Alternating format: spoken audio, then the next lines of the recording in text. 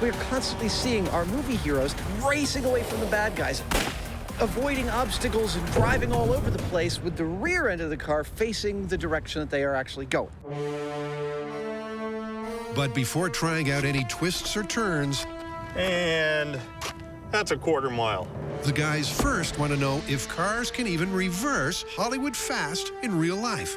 And for that, they're hitting the straightaway. We've set up a course that's measured, and we're going to test out these cars, see how fast they go in forward, and compare that to how fast they go in reverse. All right, Mr. Hanneman, are you ready? I'm good to go. All right, commence quarter-mile test in 3, 2, 1, go. Here it comes. 80 miles per hour. It's a good start for their converted cab. But how will that speed compare when it's back to front? Most cars you're ever going to run into have only one reverse gear, which means that the top speed of your car in reverse is ultimately limited by the reverse gearing and the speed at which the engine is turning over. Now, will our car be able to go as fast as they seem to go in the movies? That is just what we're about to find out.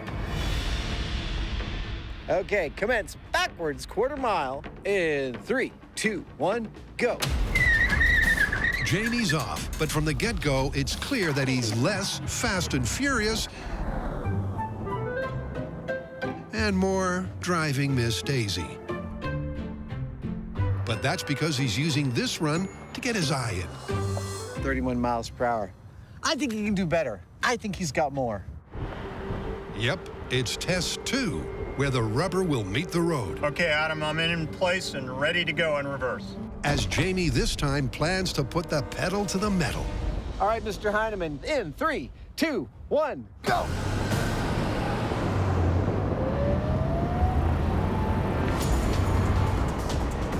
$49.50, 52, 53.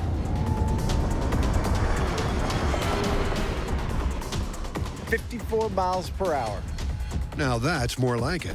Reaching freeway speeds is more than a match for a Hollywood hero. But it's not all good news. The trick with driving at a high speed in reverse was to not do very much, just kind of hold still and try and keep the car in a straight line. But unfortunately, we're not going to have that option now, because now we've got to drive through a slalom in reverse, and that's all about steering. That's going to be really hard. Still to come. Bike hop. Backup Baloney gets a movie makeover. Yeah! And Hello. hands-free goes high-tech.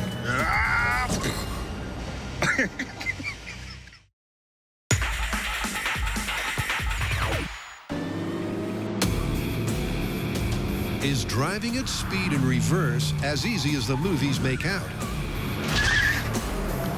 Well, not if Adam's straight-line test Coming up fast. is anything to go by. Whoa! There are a couple of reasons that cars are difficult to drive at high speed in reverse. Yeah, you started to lose it at about 50. Man. And the first is that the steering is not self-centering. If you let go of the wheel of a car going forward for just a second, it'll tend to self-correct because of the offset of the wheels. If you're going in reverse, it does the opposite. If you let go of that wheel, they're going to go hard to the side, and you're going to do a 180, and that's dangerous. And correct a little too much, you're going to lose it.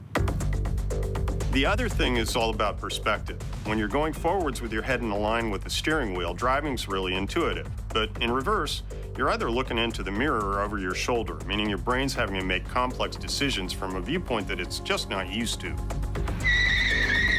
And so when things go wrong, you're gonna flip the car or something bad. Given their struggles on the straightaway, today's test looks terrifying. This